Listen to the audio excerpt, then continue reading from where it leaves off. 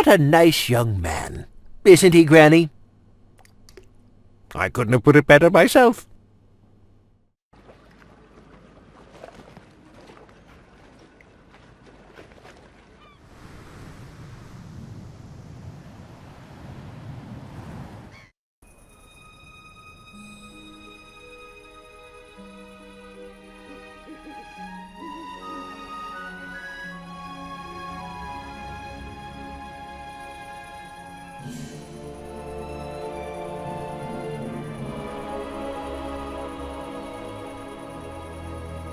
The wheel was too heavy to move.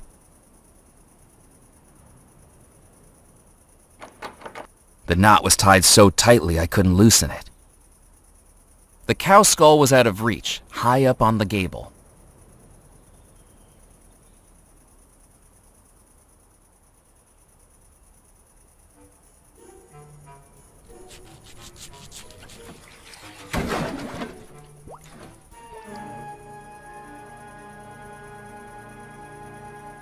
I wasn't going to touch the molasses with my bare hands. With the items I was borrowing across the island, some may have said I had sticky fingers, but this would have made it a little bit too literal.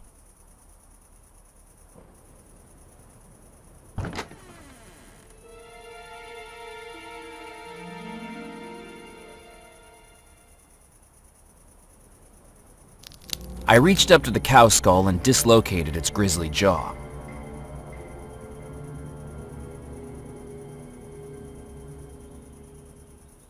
It was a jawbone from the cow skull at the carriage house. I placed the jawbone into the gree-gree.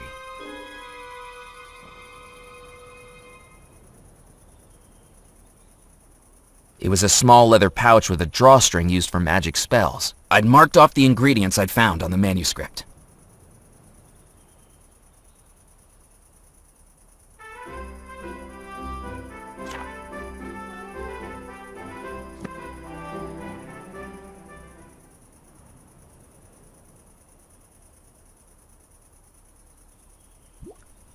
I touched the back of the photograph to the molasses.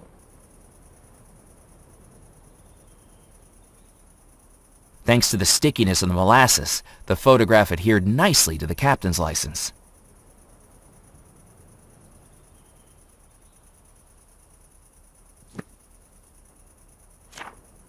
It was a riverboat captain's license now adorned with my photograph.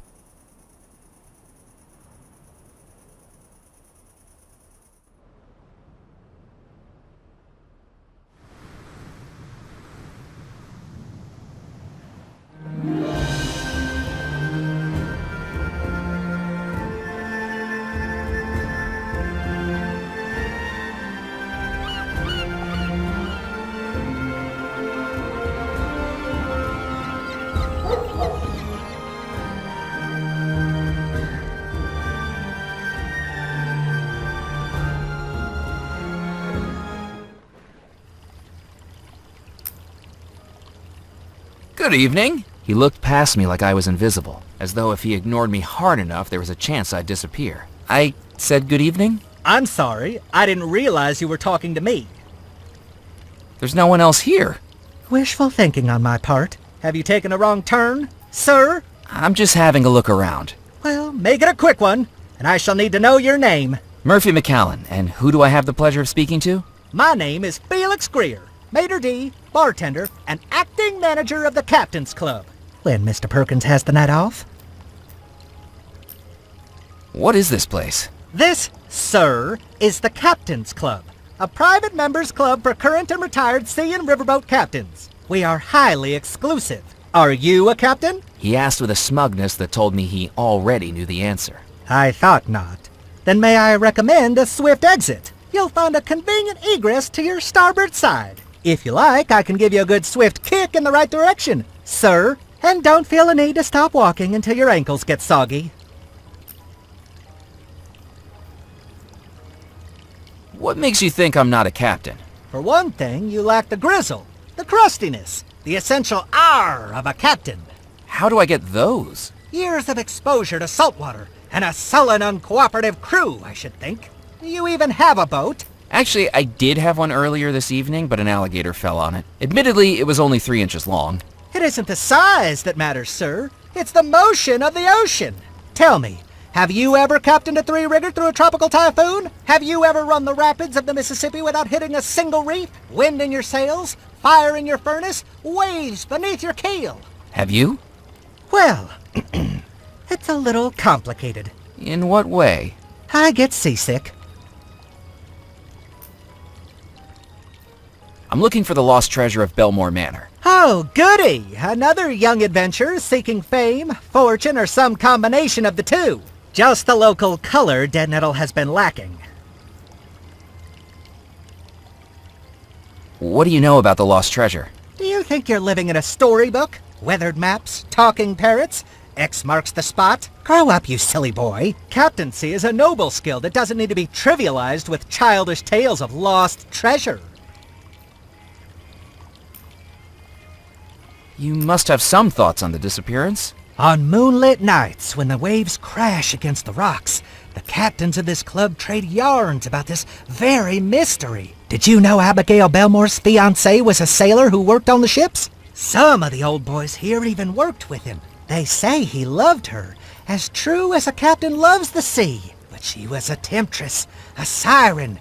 She scuttled that sailor's heart, consumed by a voodoo premonition that she had to fulfill. More beautiful than a mermaid, and twice as fishy. What did she do? After months of engagement, she broke it off and chose to marry an officer of the company instead, on their very wedding day. Why did she do that? The rumors I've heard are that they discovered something in the Caribbean, something wicked, something that consumed them and drove them to heinous acts. The Belmore brothers swore their crew to secrecy, and the men were loyal to their word. But the rot in the rope was that sister, Abigail.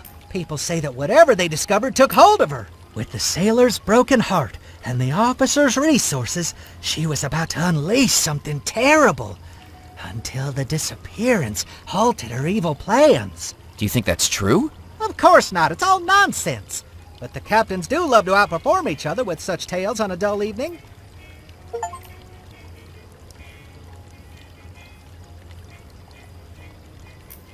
Is the club busy tonight? Well, we haven't opened yet, but if it's like last week, it'll be quite the lively soiree. I could barely keep up. The members here like to have a good time? That's right, sir. Both of them. This town sure isn't what it used to be.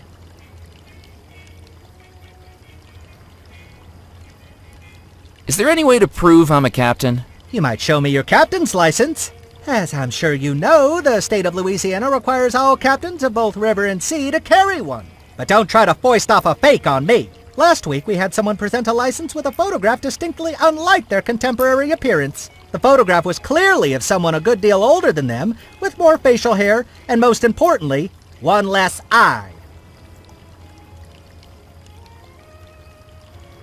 What's happened to Dead Nettle? Do you think you've wandered into the Tourist Information Center? I can assure you, you'll never meet a tourism official who dresses with this much panache. Stuart LePew, head of the Devil's Rock Historical Society, looks like a thrift store had a crisis of conscience and threw up on him. I was just hoping to talk to someone so obviously knowledgeable about the area. Well, yes, that is true. I am plagued with an encyclopedic knowledge of the locality. My concierge duties require it. I have a spiel. Felix pushed out his chest like this was his moment in the limelight, his eyelids half closing as he performed before imagined crowds. Welcome, hardy traveler, to our quaint port town of Dead Nettle. Once this town you see around you was a hub of commerce, a beacon for ships bravely navigating between America, Europe, and the Caribbean. With the unfortunate dissolution of the Belmore Trading Company, our town has settled into a quieter life, perfect for the sailor ready to hang up their cap. We hope that you enjoy your time in our cozy town, and perhaps explore some of the local sites here in Dead Nettle. Well, Excuse me? I was expecting applause.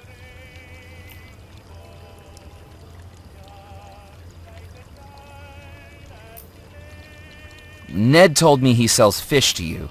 What do you serve here? Captains. Right, yes, I mean by way of food. The Captain's Club serves a dazzling array of sea-sourced dishes, from our house special jambalaya to my personal favorite, Devil's Rock Pencosa, pan-seared with lobster slaw and citrus crawfish beer blanc. In all honesty, it's not very popular. Most of the clientele are absolutely sick of seafood by the time they get ashore. Just the sight of it makes them queasy.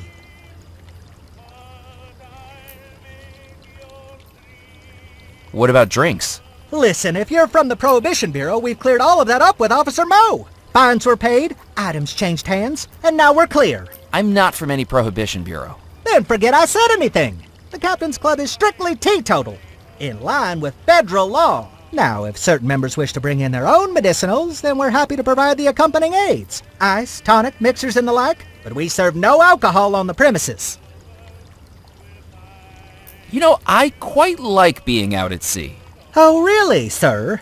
Bobbing along the ocean waves, up and down, like one of those roller coasters at Lunaland. Up and down and up and down. If sir would please be quiet. Else I expect there'll be a few waves of something coming out of my mouth any moment. I'd best be casting off. Don't feel the need to rush back, sir.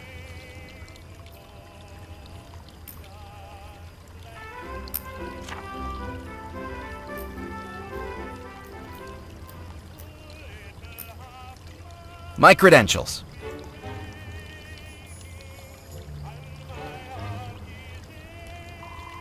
You're telling me you are a captain? I trust it's all in order.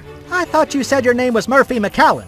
That's right. Then why does this say Captain Knott? It's a pseudonym for marketing purposes. You've got to stand out nowadays. A cool name's a good way to do that. You didn't think Captain Hook was called Hook before the hand incident, did you? What would the odds of that have been? Look, Sonny, the bylaws of this club only allow the club manager to verify a captain's license. And Mr. Perkins is enjoying his backgammon soiree with Mrs. Perkins and the ladies this evening, with strict instructions not to be disturbed. So I'll accept this for tonight, but try this again tomorrow night and it'll be another story. Now, with that said, a warm and hearty welcome to the Captain's Club. We sincerely hope you make use of and enjoy our facilities, and do please let me know if I can be of any assistance at all. We don't open for another hour, but if you'd like, you can head up now to acquaint yourself.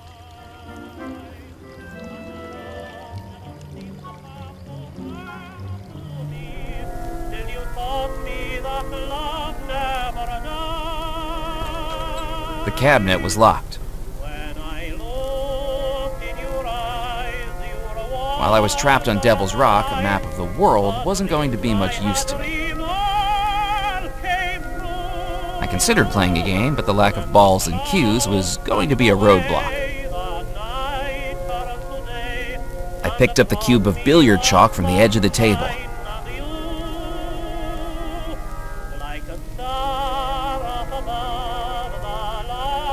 I placed the chalk into the gree-gree.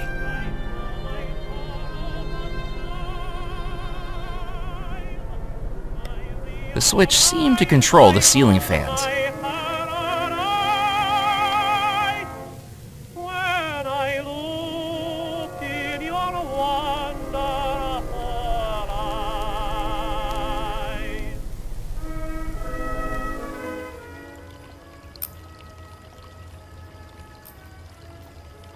There was nothing in the fountain except a rim of moss and dirt that made it look like a stained toilet.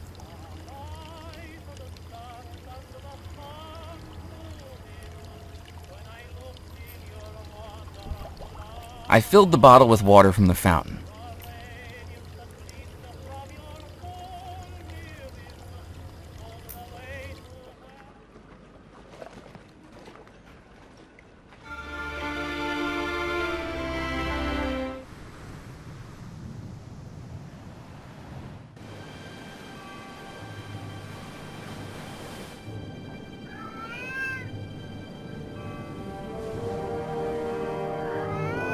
With the newly polished brooch gleaming, I angled it towards the lantern, catching the light and reflecting a red beam. It was the gunpowder barrel the cat had knocked over, now spilling out its contents onto the cold stone floor.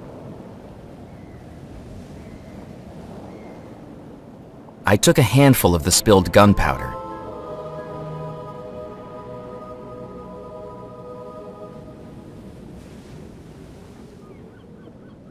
I placed the gunpowder into the gree-gree. A coat of arms was carved in stone above the staircase.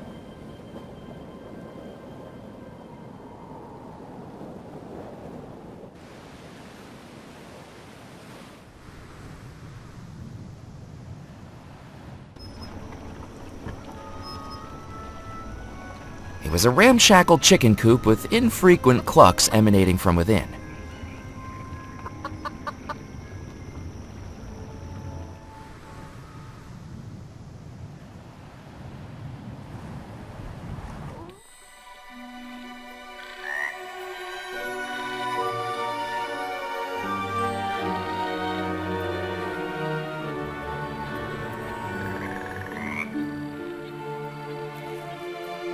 I cut into the sack with the knife, revealing it to be full of corn.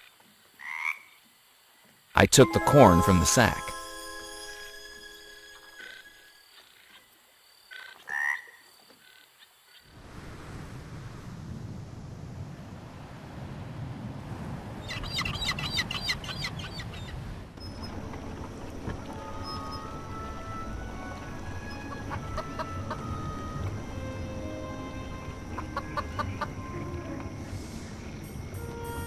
I scattered the corn on the path. Mere seconds later, it attracted the attention of the curious chicken.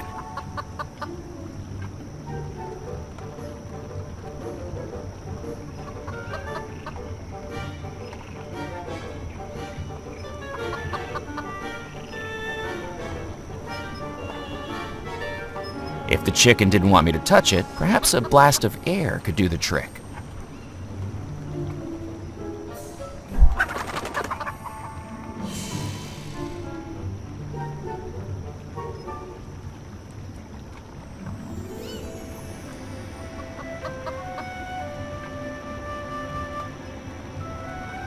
It was a handful of white chicken feathers.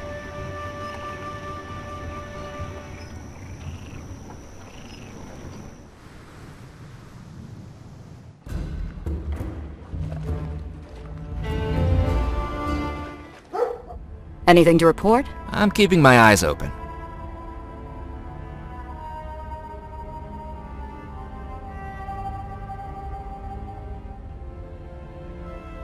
Delicately, I dipped the feathers into the canister of ink.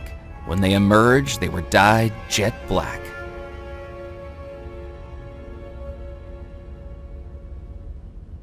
I placed the feathers into the gree-gree.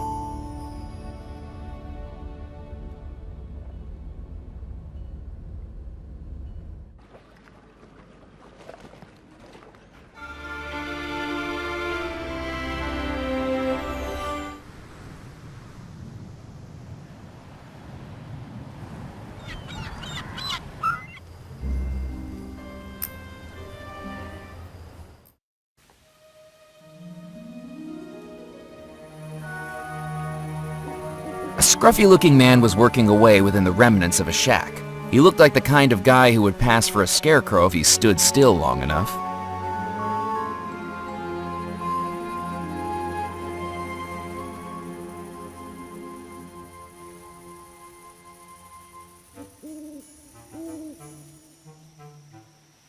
I tied the twine to the uneven table and took up a hiding spot behind a nearby wall.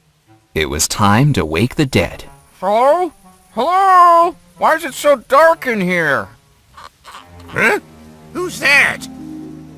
I'm stuck! Help! Help! Mallory, if that's you again. Get me out of this thing! Oh no, not again.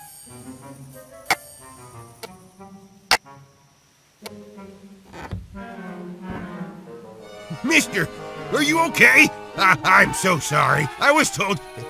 Mister? Oh, God darn it! Next time I see that girl, I'm gonna have a peewee-sized coffin all ready for her. A few hours locked in one of those should adjust her sense of humor.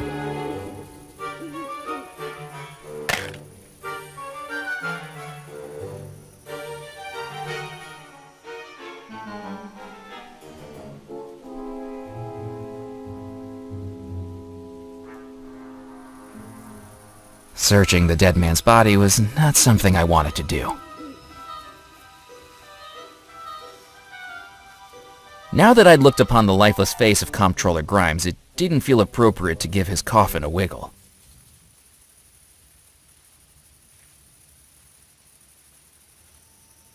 I picked up the handful of discarded coffin nails from the tin. I placed the coffin nails in the gree-gree.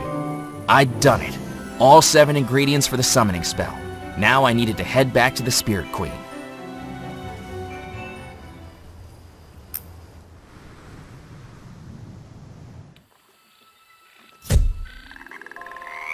I thought I'd find you out here, McAllen. Evelyn!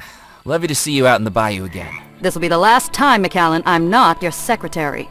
I don't know what you're up to out here, but I'll figure it out soon enough. But for now, let's hurry it up. These shoes are alligator skin, and I don't want the local fauna recognizing an old friend. Another telegram came through for you, marked urgent. Kip said you might be out here. My boss again? Got it in one. McAllen, report back immediately. Received word Grimes is deceased. Lack of resources has made this a waste of time. And I've cottoned onto your little stunt with the Friday signatures. When you get back here, sorting mail is gonna be the least of your worries. Sid Sinclair, Sinclair Auditing Company. I couldn't believe what I was hearing. On a night when I'd just seen a ghost, this telegram was almost more unbelievable. There was more to the Belmore story than I could have ever imagined. Now I was being pulled away to a job I didn't want to work, and a life I didn't want to live. Maybe it was time to do something a little foolish. Do I still have that prepaid reply? Sure do. What do you want it to say?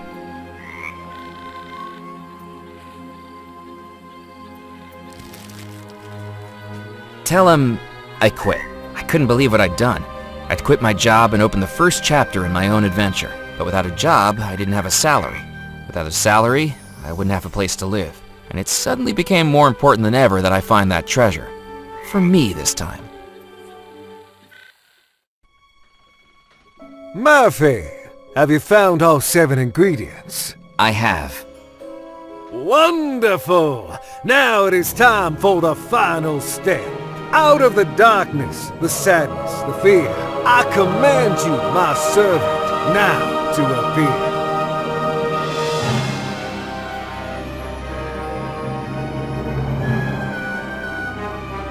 I have returned, Master. What is your desire? The ingredients have been gathered. The final step of the spell is ready. The focus! The focus of the spell is whatever you are casting it upon. Belmore Manor is where the ghosts reside. An image of Belmore Manor is what you must use to direct the spell. Murphy, do you have an image of Belmore Manor we can use?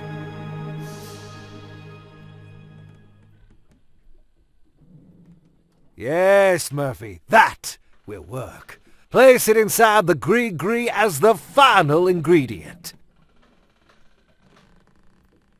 I folded the magazine cover and placed it inside the gree-gree. The spell is ready. Finally, the ghosts will be free again. Open the gree-gree, Murphy, and that will cast the spell. With some trepidation, I took the gree-gree from my pocket and with a deep breath, opened it.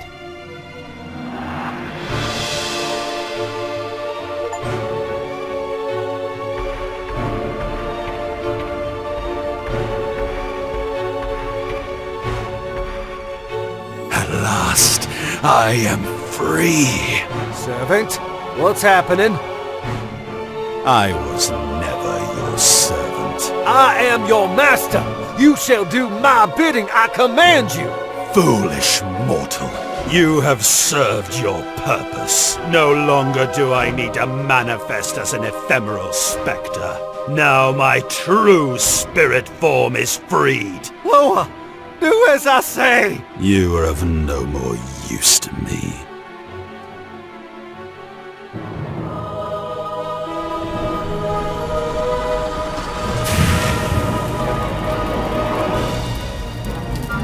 I wasn't sure what I'd just seen, but the voodoo fire raging all around me was all too real. I needed to get out, and fast.